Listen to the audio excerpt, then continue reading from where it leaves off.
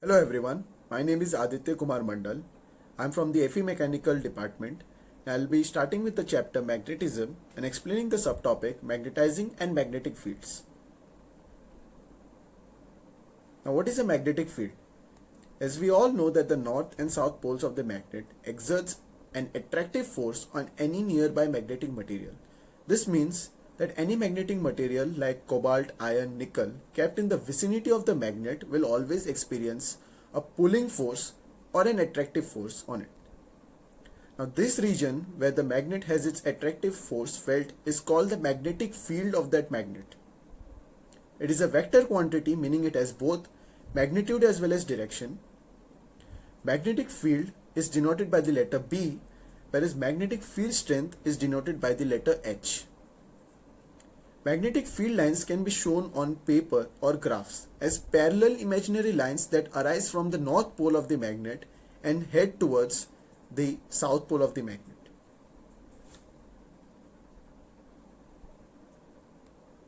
Now let's see some properties of the magnetic fields. The strength of the magnetic field in a region is inversely proportional to the distance between the field lines. This means that more the distance between the field lines, less is the magnetic field strength. It is also inversely proportional to the distance from the magnet. So as far you go from the magnet, less powerful its magnetic field will gradually become. Now the magnetic field lines always have a closed loop and never intersect each other, meaning they are always parallel to each other and never intersect each other in any given point, and are always forming a closed loop, meaning they arise from the north, head towards the south, and this continues till the magnetic field is there. The magnetic field lines show us the direction of the magnetic force. Magnetic fields can be generated using electric current in a conductor that produces a magnetic field perpendicular to the direction of its flow, and permanent magnets always have their own magnetic field. Now let's see some of the SI units of the magnetic field. The magnetic field is given by the SI unit Tesla, that is letter T, whereas magnetic field strength has its SI unit as amperes per meter. Now these are some of the common equations regarding the magnetic field and magnetizing fields. So the magnetic field strength can be given by the formula H is equal to B upon mu minus M. Now B is the magnetic flux density, whereas mu is the magnetic permeability and M is the magnetization. Now this is the magnetic field equation for a current carrying conductor. As I have told you that any conductor carrying a current will produce a magnetic field very perpendicular to the direction of flow of current. So that is given by the equation B is equal to mu naught I upon 2 pi r. That is, I is the electric current, B is the magnetic field, R is the distance from the center of the conductor to the edge of the circle formed by the magnetic field, and mu naught is a constant, that is permeability of free space. So with this I come to the end of my subtopic. Thank you. Magnetic moment. Definition. Magnetic moment, also known as magnetic dipole moment, is the measure of the object's tendency to align with a magnetic field. Magnetic moment is defined as magnetic strength and orientation of a magnet or other object that produces a magnetic field. Magnetic dipole moment of an object is readily defined in terms of the torque that the object experiences in a given magnetic field. Mathematically, torque is equals to P into B. The SI unit for magnetic moment is joules per Tesla. T is the torque acting on the dipole. P is the magnetic moment. B is the external magnetic field. In the definition for the current loop, the magnetic moment is the product of the current flowing in the area. M is equals to IA. Thank you. I am Anish Barreto, and today I am going to explain the subtopic magnetization. What is magnetization? Magnetization is a vector field that expresses the density of permanent or induced magnetic dipole moments in a magnetic material. Magnetization of a given material M can be defined as net magnetic moment for a material per unit volume. Let us take a look at the mathematical equations.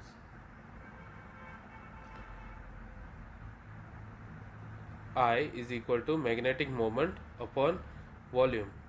That is, magnetization is equal to magnetic moment upon volume. Magnetic susceptibility can be given as magnetization upon magnetic field strength.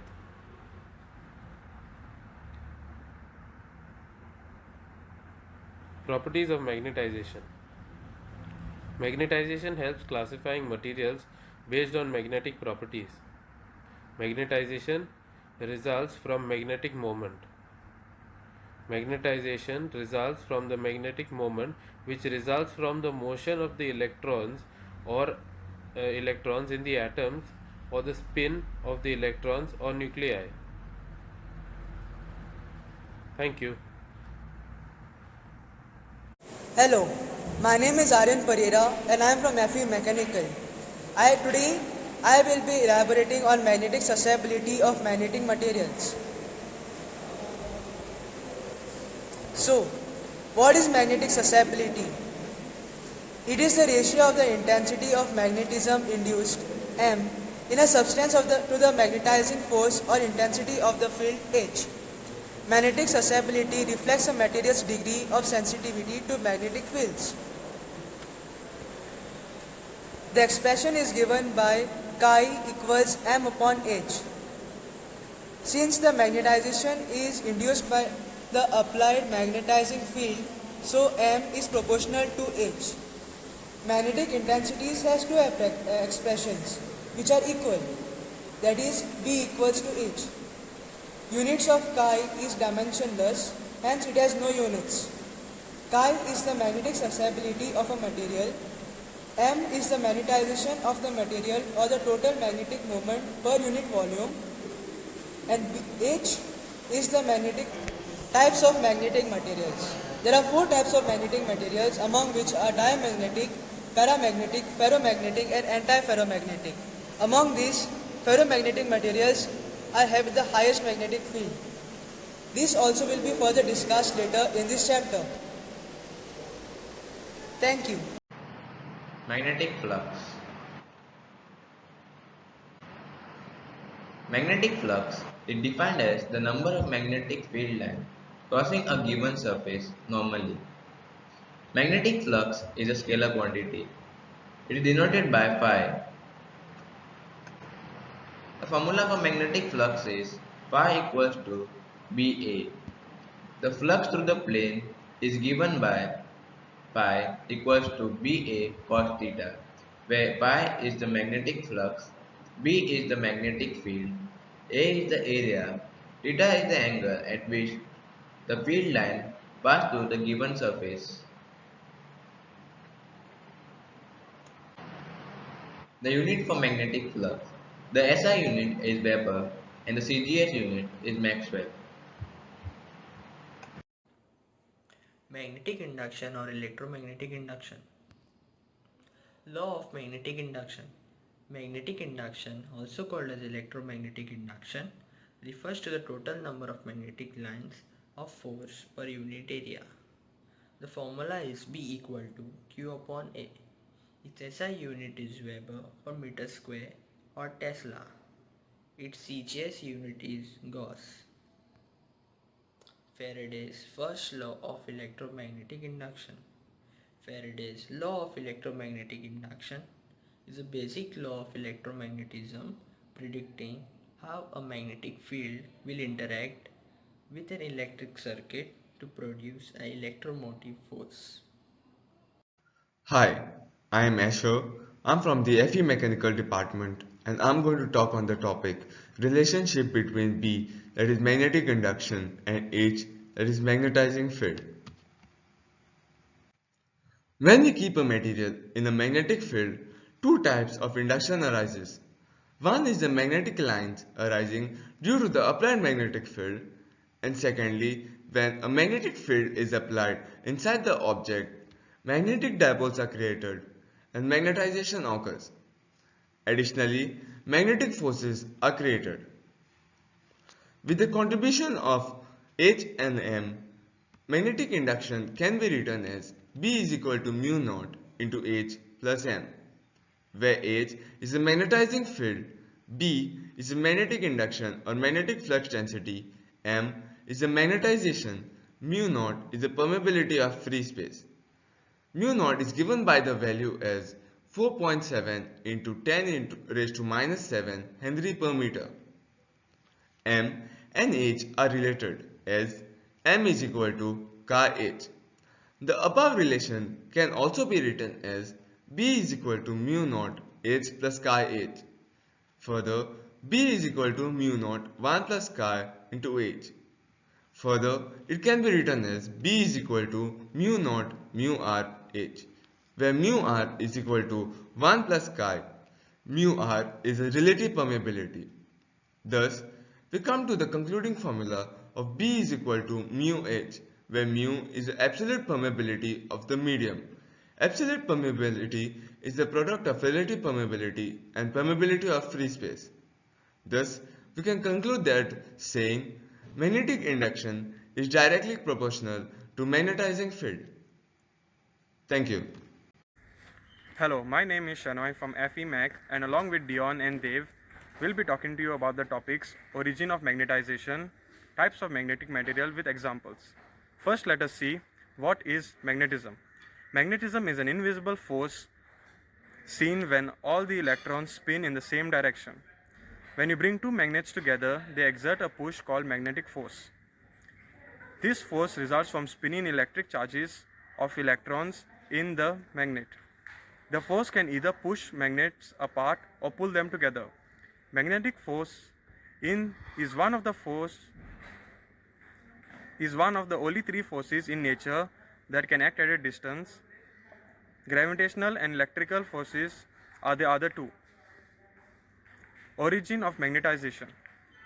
Magnetic properties of a solid arise because the atoms of solid act as tiny magnet dipoles and they possess magnetic dipole moment. The magnetic moment of the atom arises from three sources: orbital motion of electron spin, and nuclear spin. Different atomic dipoles may align themselves in different directions to give a net zero magnetic moment. When a substance is placed in the magnetic field, the atomic dipoles are aligned in the direction of the external magnetic field. Thus, the material is magnetized.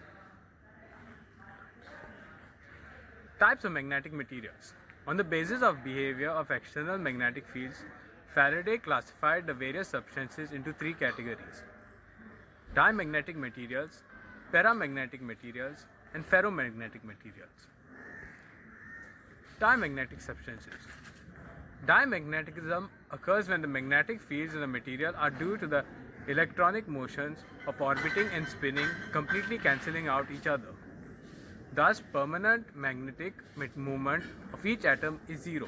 Such materials are weakly affected by magnetic fields. Although the diamagnetic effect is overshadowed by other stronger effects in some materials, all materials exhibit diamagnetism.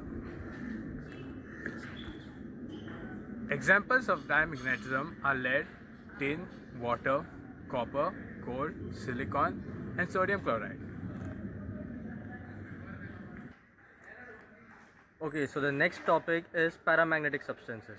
Materials whose atoms have non-zero permanent magnetic moment may be paramagnetic or ferromagnetic. Paramagnetism occurs when the magnetic field produced in the material by the orbital and the spinning electrons do not cancel out completely. Unlike diamagnetism, paramagnetism is temperature dependent. The examples of paramagnetism is aluminium, chromium, platinum and copper chloride. The other topic is ferromagnetic substances. Ferromagnetism occurs in materials whose atom has relatively large permanent magnetic moment. They are called ferromagnetic materials because of the best known member, iron. Other members are cobalt, nickel, and all the alloys. Ferromagnetic materials are very useful in practice as distinct from diamagnetic and paramagnetic materials. Ferromagnetic materials have following properties. First, they are capable of being magnetized very strongly by a magnetic field.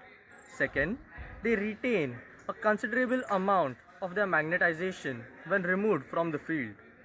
Third, they lose their ferromagnetic properties when and become linear paramagnetic materials when the temperature is raised about a certain temperature known as the Q temperature. If the permanent of the magnet is heated above the certain temperature, it loses its magnetization completely. The examples. Some of the examples of ferromagnetism are iron, cobalt, nickel. Okay, so everyone, thank you. Hello guys, we are here to present the topic diamagnetism and its properties. I'm Joseph Fernandez. I am Elvinston Pereira. I'm Abhishek Dias. I'm Eldon Rodriguez. What is diamagnetism? The diamagnetism is the phenomena by which the induced magnetic moment is always in the opposite direction of the applied magnetic field. It is a kind of magnetism characteristics of material that line up at right angles to form a non-uniform magnetic field and that are partly expelled from the interior of the magnetic field in which they are placed.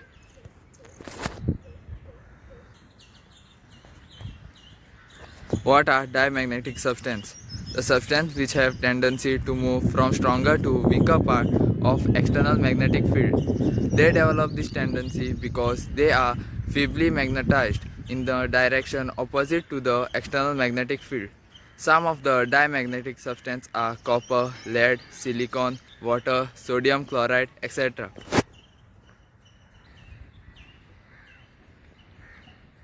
So let us see some of the properties of diamagnetism. They do not have permanent magnetic dipoles. The magnetic field lines are repelled by these substances.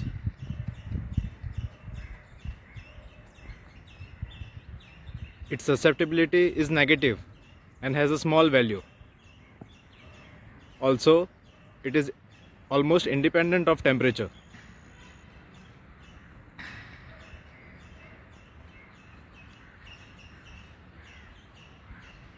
Its relative permeability is less than 1.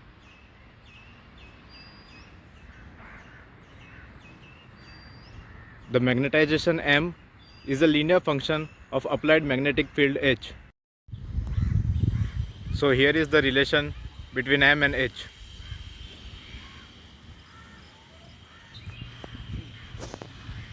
Explanation of diamagnetism. In the absence of external field, the atoms in diamagnetic materials do not possess permanent magnetic moment, as you can see in the figure A. In such materials, atoms consist of even number of electrons. The electrons of such atoms are paired with opposite spin, as you can see in figure C, so that the magnetic moment cancel each other. When the material is placed in the magnetic field, the orbital motion of the electrons undergo changes and a magnetic moment is induced in the atoms in a direction opposite to the applied magnetic field, according to Lenz's law.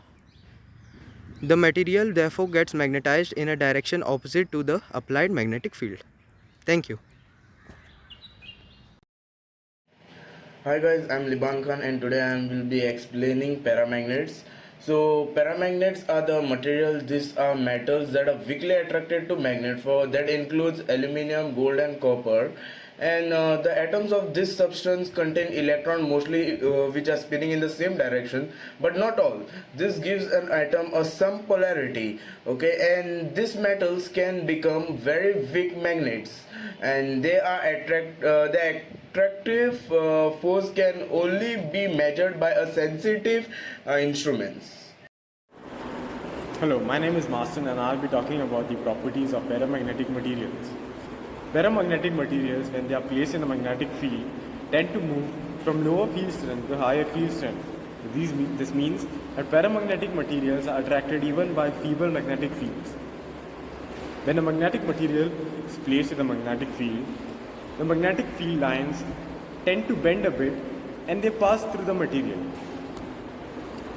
Magnetic induction B of a paramagnetic material is slightly larger than applied magnetic field intensity H. The value of permeability of magnetic material is slightly larger than I, which is magnetic induction. Thank you. Permeability of paramagnetic material is slightly larger than 1. The magnetic susceptibility of a paramagnetic material does not depend on the magnetic field intensity. Removing the magnetizing field, the paramagnetic materials lose their magnetization.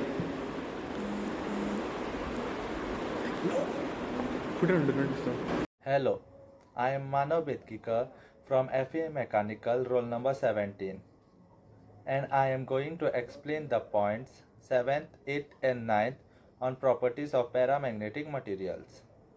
7th point, it develops feeble magnetization along the way of magnetic field. When suspended in a uniform magnetic field, paramagnetic materials turn as so to bring their longest axis along the direction of magnetic field and shorter axis vertical to the field. 8th point, when placed in a non-uniform magnetic field, the paramagnetic materials move from weaker parts of the field to the stronger parts. When suspended generously in a uniform magnetic field, it aligns itself in the way of the magnetic field. Because paramagnetic substances have tendency to align themselves along the magnetic field, the paramagnetic materials become a good magnetic material when it is placed in the strong magnetic material. It starts acting as magnet and attracts and repels other magnetic and ferromagnetic materials. 9th point. Paramagnetic substances obey Curie's law, according to which magnetic susceptibility is inversely proportional to its absolute temperature. According to this law, the magnetization in paramagnetic materials is inversely proportional to the temperature, which means more the temperature of the paramagnetic material increases, its magnetization decreases. Hello, my name is Pawan Sinari and my topic is ferromagnetism. What is ferromagnetism? Ferromagnetism is a property of many materials like iron. They are magnets, so they are attracted to or pulled towards other magnets. In physics, there are many different types of magnetism. Ferromagnetism is the strongest one. It is used every day in many technological objects like television screens and credit cards. An everyday example of ferromagnetism is a refrigerator magnet used to hold notes on a refrigerator door. The attraction between a magnet and ferromagnetic material is the quality of magnetism first apparent to the ancient world and to us today. Some materials that are ferromagnets are cobalt, iron, nickel. The atoms of paramagnetic substances have permanent dipole moment present in the domains. Atomic dipole in paramagnetic substances are oriented in the same direction as the magnetic field. The magnetic dipole moment is large and is in the direction of magnetizing field. Intensity of magnetization M is very large and positive and varies linearly with the magnetizing field H, and saturation depends on the nature of the material. Thank you. Hello, my name is Pranav Engulekar and I will be introducing some properties of ferromagnetics. The atoms of ferromagnetic substances have permanent dipole moments present in domains. When a ferromagnetic substance is liquefied, it loses ferromagnetic properties due to higher temperature. The magnetic dipole moment is large and is in the direction of magnetizing field. Hence, saturation depends on the nature of the material. The magnetic flux density of the material will be very large and positive. Ferromagnetic materials show permanent magnetism even in the absence of applied magnetic. The intensity of magnetization, relative permeability, magnetic susceptibility, and magnetic flux density of ferromagnetic materials will always be positive. When ferromagnetic materials are heated at a high temperature, the ferromagnetic substances transform into paramagnetic. The the properties of ferromagnetism are absent in most liquids and gases. Domain theory of ferromagnetic is also known as Wey's theory of ferromagnetic, as it was proposed by the Weiss in 1907. It explains the hysteresis and the properties of the ferromagnetic materials. Postulates of domain theory. Domains are the small regions. These are the small regions in ferromagnetic material. This is the ferromagnetic materials, and these are the small regions known to be a domain. The two domains are separated by the domain line. These all are domain lines. This is the same example but with the equal distributions of their domain. As domains are the small regions in a ferromagnetic material. Each domain have their magnetic moments in the same directions, but they varies from domain to domain. Like we compare first domain and this domain, the direction is different in the in the absence of external field. This is the absence of external field. As in the absence of external magnetic field, all the magnetic moments are in the different directions. So they varies from each other and the net magnetization is zero. Magnetic moments varies from domains to domains and the net magnetization is zero. If we apply a magnetic field, there are the two processes take place. First one, by the motion of domain walls. The motion of domain walls take place in the weak magnetic field. There will be a change in the domain or the change in the domain's walls, or they will increase by, see, this is the domain and it had increased by their domain walls. Therefore, the dipole in the domains are aligned parallels. These dipoles in the domains are aligned parallel to the applied magnetic field. It increases the domain area by the motion of domain walls. Second one, by the rotation of domains. If the applied magnetic field is further increased, rotation of domains take place in the strong magnetic field. The magnetic moments of domain. The magnetic moments of domain rotate. They rotate in the direction of applied magnetic field. In the direction of the applied magnetic field. Therefore, if we increases the magnetic field, there is a rotation of the domains. Conclusion is, in the absence of the magnetic field, the net magnetization is zero and the magnetic moments are in the different direction. If further we increases the, if we apply a small amount of magnetic field, there is a motion of domain walls, and if we increases the domain magnetic field, there is a rotation of domains.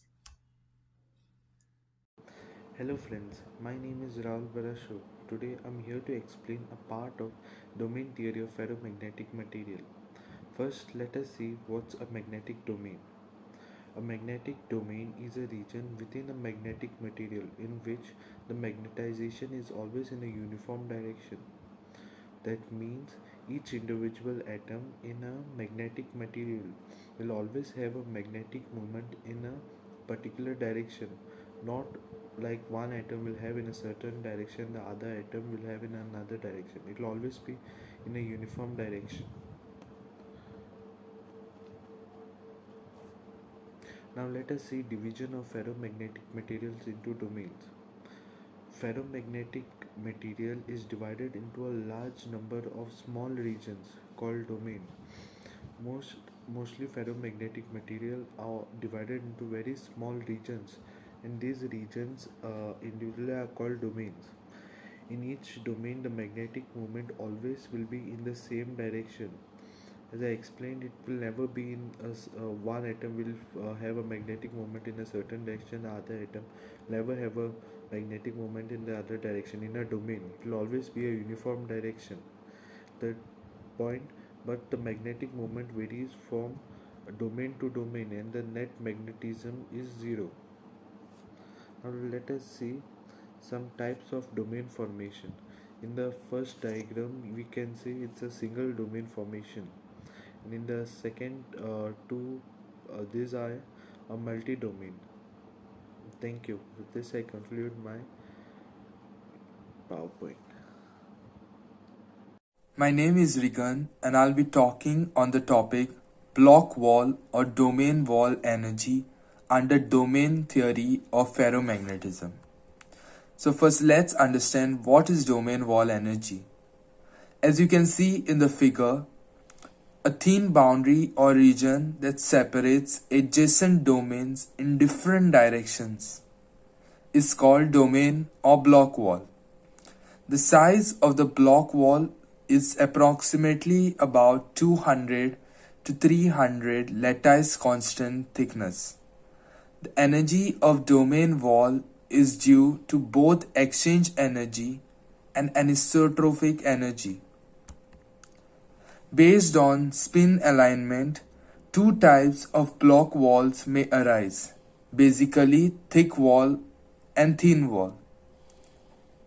The thick wall is basically when the spins at the boundary are misaligned, and if the direction of the spin changes gradually, as you can see in figure A, it leads to a thick block wall.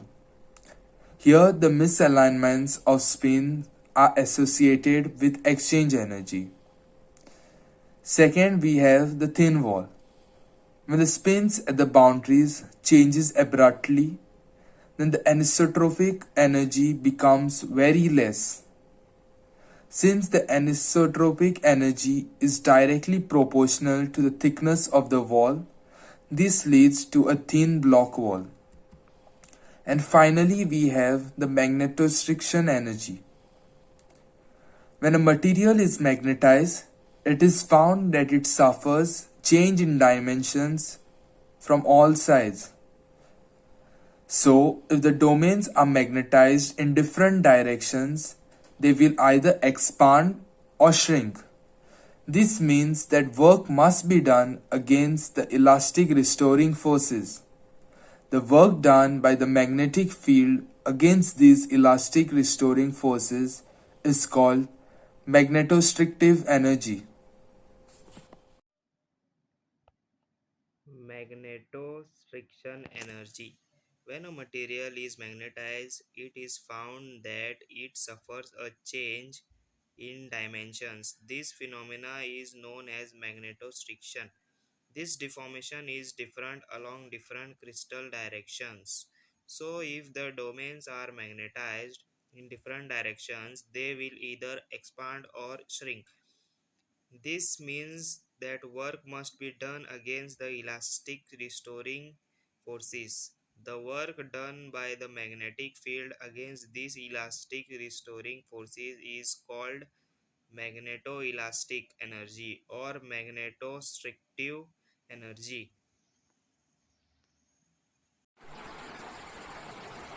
Hi, we are group 8 and our group member includes Ronald, Shaina, Sachin and I, and we are going to talk on the topic hysteresis. Hysteresis. It is defined as a lag in the change of magnetization behind variation of the applied external magnetic field, and it is shown by ferromagnetic materials. Now, what is hysteresis loop? When an unmagnetized ferromagnetic specimen is subjected to increase or decrease magnetic field, the magnetic induction B varies as a function of H along a loop. It is called as the hysteresis loop. The curve begins at the origin O. As the magnetic field intensity H is increased, the magnetic flux density, that is B, begins to increase and then attains a saturation value at point A. If H is now decreased, B also decreases but following a different path, that is AB, instead of the original path AO. Thus, B lags behind H. When H becomes 0, B does not become 0 but has a value equal to OB. So now I'm going to talk about some of the properties of hysteresis loop. One of them is retentivity, or it is also called as remanence. So the magnetic flux density remaining in the material when the applied field made is 0 is known as retentivity or remanence. Now if the magnetic field is increased in the reverse direction, the value of B decreases along the path BC. It becomes 0 when H attains a value equal to OC. The value of applied field required to make magnetic induction within the material 0 is called coercivity, which is another property of the hysteresis loop. As the applied field H is increased further in the negative direction of the saturation is ultimately reached in reverse direction at point E. On reversing the variation H, a curve similar to ABCD is traced to the point DEFA, yielding negative remanence OE and a positive coercivity of the loop ABCDEFA, which is the hysteresis loop. Hysteresis loss when ferromagnetic material is made to pass through a cycle of magnetization. There is energy spent which is given out as heat. This is called as hysteresis loss. Hello everyone, my name is Shivam Naik Thakur and I am FA Mech student. And today I will be taking on the topic of soft magnetic materials. So, based on the area of hypothesis loops, the ferromagnetic materials are classified into two types, soft and hard materials. So today we will be talking about soft materials. Soft materials are easily magnetized, demagnetized, and exhibits high value of saturation magnetization permeability and exhibits low corrosivity. I'm Sifan Baptista from FE Mech, and I'll be talking about the properties and some examples of soft magnetic materials. So the properties of soft magnetic materials are high saturation magnetization, low corrosivity, high Curie temperature, high initial maximum permeability, and some of the examples are iron, nickel, aluminium, etc. Hello everyone, my name is Shaunak and my topic is applications of soft magnetic materials. The uses for soft magnetic materials are typically classified as either DC or AC applications. DC or direct current applications are characterized by a constant field applied from a battery type device. The most common DC applications are found in automobiles. Key magnetic characteristics for DC application are permeability, corrosive force, and saturation induction. For AC or altering current applications, a variable field is applied. The materials for AC electromagnetic circuits require high induction and low dynamic eddy current losses. These are strongly influenced by work frequency and induction, and also by the magnitude of density and electrical resistivity of the materials. Soft magnets are easily magnetized and demagnetized, exhibit high values of saturation, magnetization, low corrosivity, and high permeability. They are used in preparation of magnetic core materials, used in transformers, electric motors, magnetic amplifiers, and magnetic switching circuits. Hard magnetic material and their applications.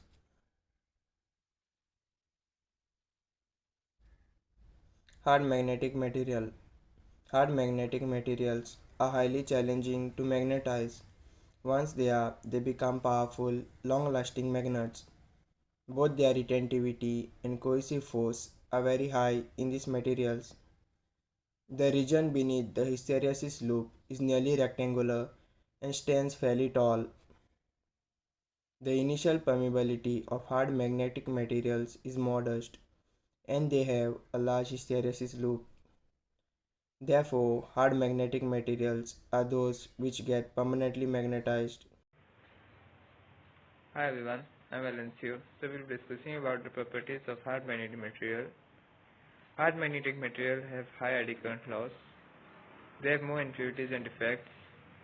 Hard magnetic material can be produced by heating and sudden cooling. In hard magnetic material, the magnetic energy stored is high.